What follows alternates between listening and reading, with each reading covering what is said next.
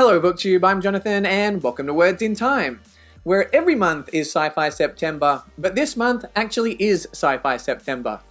I'm excited to share what is on my reading schedule, and if you're looking for some books to add to your TBR, then maybe one of these will sound interesting and you might like to read along with me. So let's get started with Pandora's Star by Peter F. Hamilton, the first book in the Commonwealth Saga duology. In the year 2380, the intersolar Commonwealth spans over 400 light years and contains over 600 worlds. One day, over 1,000 light years away, a star vanishes.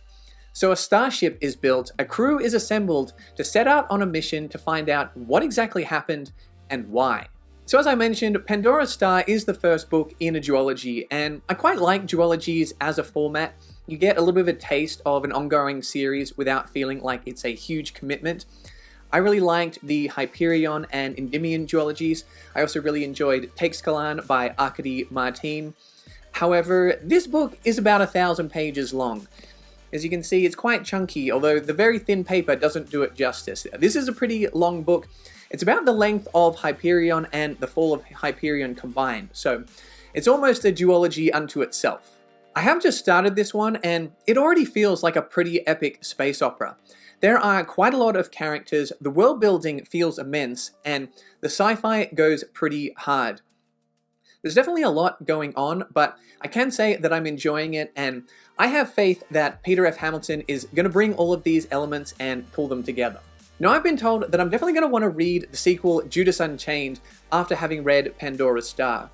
Now, to me, reading 1,000-page books back to back feels like it might slow down my TBR just a little bit, but I will say that if I enjoy Pandora's Star, I definitely will read Judas Unchained before the end of the year. So I'm excited to get into this epic duology. Let me know if you'd like to read along with me.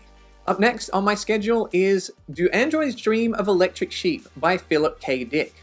And this was actually a gift off my Amazon wishlist from one of my subscribers, James, which I really appreciate. That was very generous, and I'm excited to read another novel from Philip K. Dick. In a post-apocalyptic San Francisco, a bounty hunter is tasked with tracking down and retiring rogue androids. The only trouble is, these androids are almost undetectable from humans, and they don't want to be found. So I've read 2 books by Philip K. Dick, The Man in the High Castle, which I was a little bit mixed on, and Ubik, which I absolutely loved. I have also seen the film Blade Runner, which I believe was fairly loosely based on this book, and I liked it, but Blade Runner 2049, the sequel, I liked even more, which I know is a little bit of a controversial take, so let me know if there's anybody else out there which is Team 2049. I'm excited to read this one, not just because I'm a fan of Philip K. Dick, but also because I'm a fan of stories about androids. The character of Abetic was one of my favorite characters in the Endymion duology, and the video game Detroit Become Human is one of my favorite video games of all time. I can't believe how emotionally invested I was in those androids. So it's going to be interesting to see how connected I get to the androids in this book as well. I know this book is quite influential on the concept and trope of androids, as well as being an early influence on the subgenre of cyberpunk. So it's going to be interesting to go back and see how this book inspired other things that I have read since then. Something mildly interesting about this book is that it was originally set in the year 1992, and then in later editions that was revised to 2021. So we're in 2022 now. It's always kind of amusing to me when the present catches up with the future from the sci-fi books that I'm reading. Perhaps they'll push that date back even further until we eventually actually develop androids. But until then, I'm looking forward to reading this and excited to read one of the great titles of all of sci-fi, Do Androids Dream of Electric Sheep? So the third book on my list is The City and the City, the Hugo Award winner from China Miéville. A murder looks like a routine case for Inspector Borlu, but as he investigates, the evidence leads him from the city of Basel to UI Coma. The evidence points to deadly conspiracy theories, and the journey is like no other, one as psychic as it is physical. So The City and the City was actually voted for by you guys as part of my Hugo Award-winning TBR vote. So far of the winners that I have read, I thoroughly enjoyed Waystation by Clifford D. Simak, and I liked but didn't love The Demolished Man by Alfred Bester. So it's going to be interesting to see how The City and the City by Miéville compares to those two. So I'm excited to read this one because it sounds like it might be a little bit outside the normal sci-fi that I would typically read. It sounds like it blends science fiction with the urban fantasy and crime genres.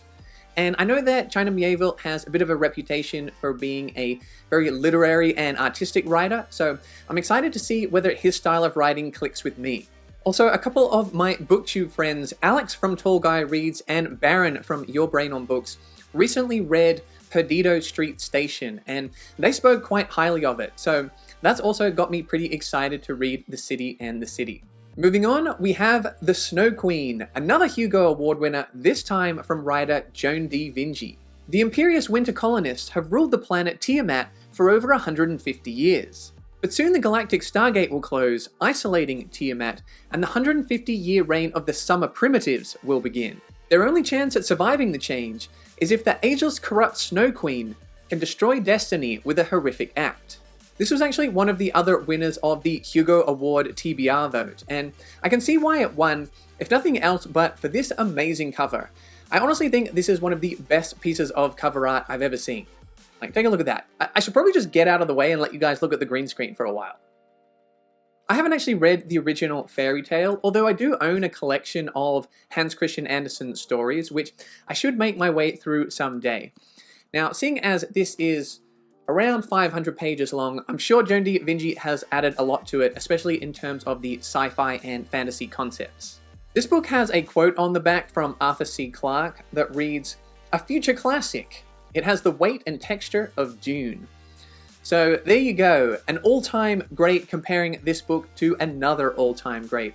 I don't know if I can pitch it to you much better than that, other than perhaps just showing you this amazing cover again.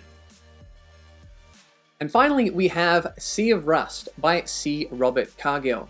This is another book that was actually a gift from one of my subscribers, Patrick, and this is an awesome gift. I'm really looking forward to it, and it's definitely much appreciated. Humankind is extinct.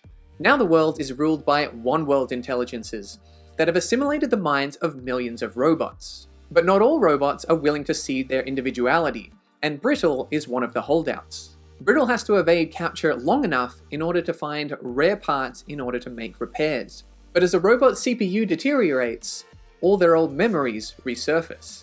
So this is a post-apocalyptic story, and that hasn't always been my favorite subgenre, because a lot of those stories usually go along the lines of there's a virus or zombies, and then a group of humans have to survive, and at the end of it, the moral of the story was, it turned out the real monsters were us. However, this feels like a very different take on the post-apocalyptic genre.